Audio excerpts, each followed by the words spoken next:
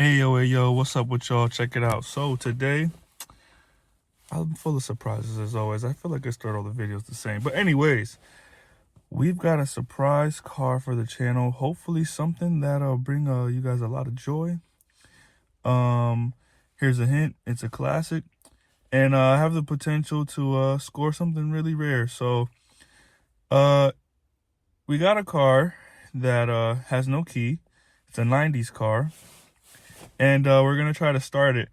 And if it starts and it runs okay, then we're most likely going to buy it, fellas. I have a key for it now and an ignition cylinder. So we're going to go ahead and swap those out. I got the tools with me in the car, and let's go check it out.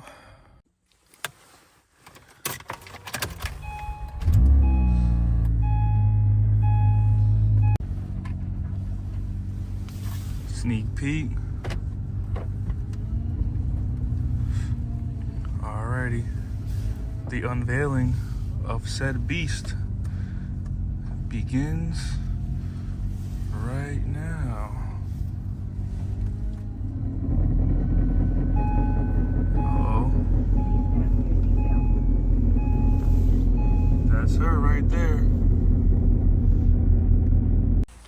Feast your eyes. Here we have a 1995 E320 Cabriolet.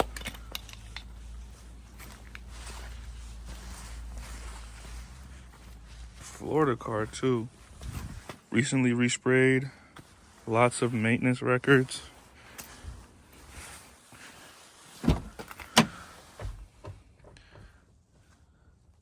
And 174,000 miles on the dash. Still has that Mercedes crayon smell that I love. And perhaps one of the most exciting things about this thing is the power plant. I love the M104. The S320 has the same motor and it's been smooth ever since. I love it. The reliability is unmatched from these things. I like to refer to them as a German 2JZ simply because of the era that we're comparing it to. Everyone wants to give it to a newer BMW, which I think is unfair because that's a newer car, like a B58 or something, or N54 or something like that. I give it to the M104. Both cast iron block, aluminum head, dual overhead cam. I mean, it makes sense, and it's a very capable motor, but that wouldn't happen here anyways. This is a nice cruiser, and let's give it a try. So, a lot of videos, right, show that when you want to take this out the proper way, you have to have the key, which is a little bit dumb, but not. I get it, you know, Mercedes. You have to turn the key to the accessory position, and these two pins, you put in a special tool, and it pulls the cylinder right out. We're going to have to pop this black cover off, and then kind of force like a pin or a small Allen key in to get those clips to come out. So I'm going to work those out and then see what happens. All right. I've been hammering flathead screwdrivers in here, breaking the tumblers. As they break, I've been fishing them out like that with a pick tool, seeing how this is going to work. I do believe that this may work, because see, I think it's not too far from just turning freely with all the broken tumblers, you know. But some of the broken bits are now like preventing me from reaching the back of the ignition all the way through. So let me try that and then see where it gets me. All right, I decided to take this lower panel off to get more room. It's actually not that hard. You pop this light switch off, then there's a nut, unscrew it, then there's 2 8s, 1, 2, and it pops right down. Now we can kind of better see what we're looking at here. All right, I'm just going out on a limb. I'm assuming that this gold Allen key, will help me remove the whole assembly and then get a better leverage on taking apart this black security lock. This is the biggest issue here. Without this, if you can't get this big cast iron, steel, whatever this is, metal piece off, you really can't do much. And every video starts off with this already off. So this is the hardest part. No one really knows, but I'm going to figure it out for you guys.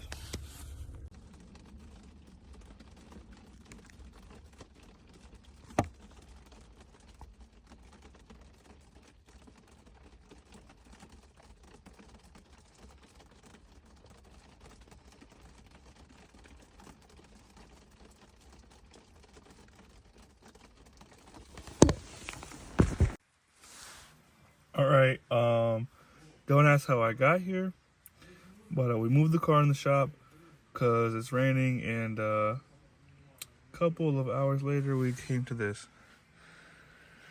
So my attempt now is I removed the steering wheel.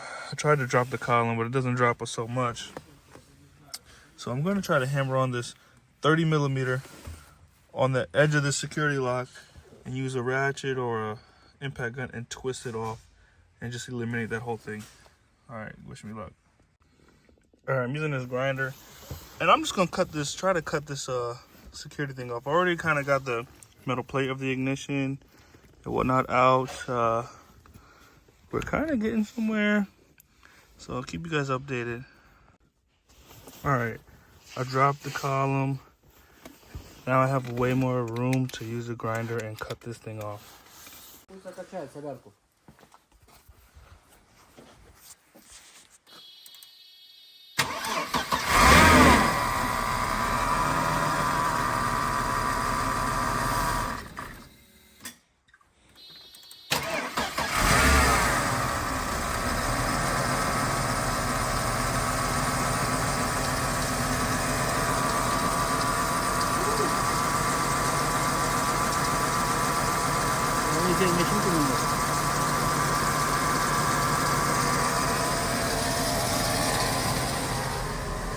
Okay, it doesn't run that, it could run better.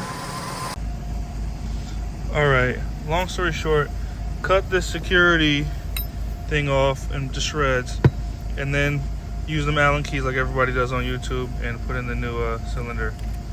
I don't know if mine is in all the way because it won't stay in.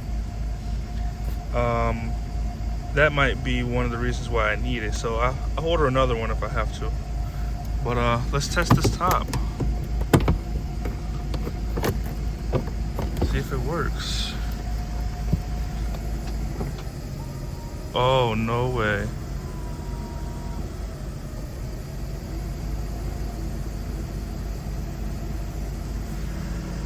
Hold on, maybe the doors will have to be closed.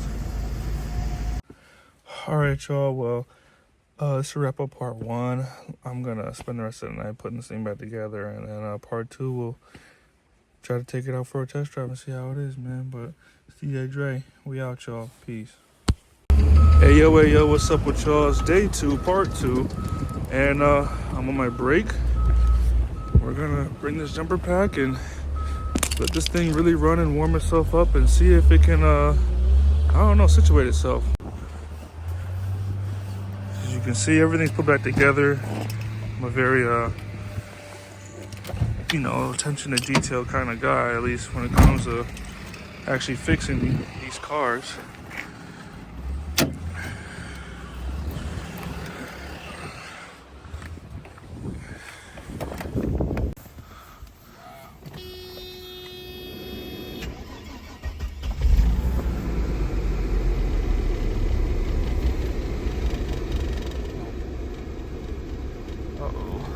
Figure yourself out. Don't stall. Yeah, I believe in you. Vitaly, say what's up to the camera. What's up? Germany or you know? Germany, yeah. Germany, yeah. And my boss have this same Oh, really? So the current issue I'm having, hopefully you guys can help me. When I give it throttle, it's not responsive. Like, here's me pinning the gas to the floor.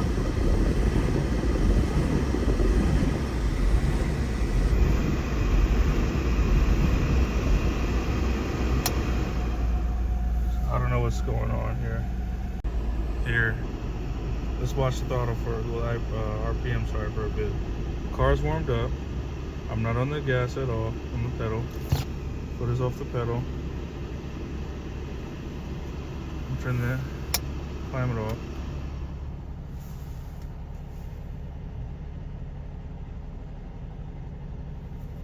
So it's right at around 1400.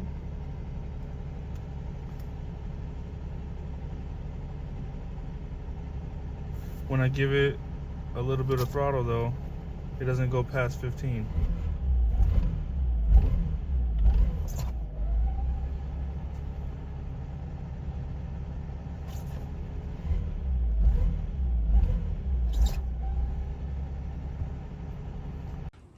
All right, you guys. Separate day, snowing, but cold start.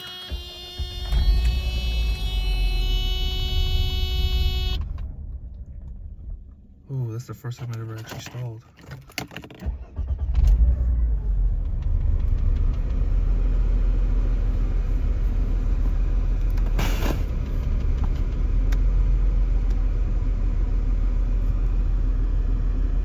But yeah, anyways, I'm gonna bring this into the shop over there and test the or check the pressure at the fuel rail. So give me 1 second. All right, this is a 15 millimeter. The cap for this Schrader valve on the fuel rail. Hook up there. All right, just gonna prime it real quick. Let me know what we get. Got like 45. 45? 45 PSI to prime. Does it go down? No. All right, can we crank it? No leaks. Crank it.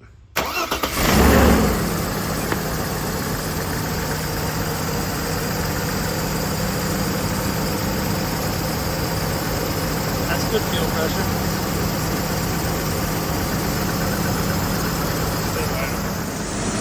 All right, give us some gas, man.